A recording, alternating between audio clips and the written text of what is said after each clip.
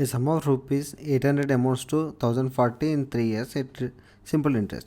If the interest rate is increased by 3%, find the amount. ఇక్కడ some అనేది మనకు తెలుసు. సమ్ అన్న ప్రిన్సిపల్ అన్న బోత్ ఆర్ సేమ్ కాబట్టి ప్రిన్సిపల్ అమౌంట్ 800.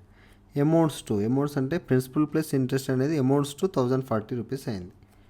అయితే ఇక్కడ ఏమడుగుతున్నాడు, 3 years టైం డ్యూరేషన్ వచ్చి t is equal to 3 years. If the interest rate is increased, ఇక్కడ రేట్ ఆఫ్ ఇంట్రెస్ట్ మనకు తెలియదు, బట్ ఇంక్రీజ్డ్ ఎంత అంటున్నాడు, r+3% అంటున్నాడు. అంటే ప్రీవియస్లో మనం సమ్ ఆర్ అనుకుంటే if the interest rate is increased by 3% increase అంటే 1 yearకి 3% ఇంక్రీజ్ కావడం వల్ల 3 yearsకి ఎంత అవుతుంది, 3 × 3 9% అనేది ఇంక్రీజ్ అవుతుంది. 9% దేని మీద ఇంక్రీజ్ అవుతుంది, ప్రిన్సిపల్ మీద. ప్రిన్సిపల్ అనేది 800 రూపీస్ అయితే 9% అంటే ఎంత, 9/100. 2 zeros will be cancelled. 72 rupees increase అవుతుంది. యాక్చువల్గా మనకి ఇక్కడ 800 అనేది 1040 అయింది, బట్ ఇది some rate of interest, rate of ఇంట్రెస్ట్తో 800 అనేది 1040 అయింది.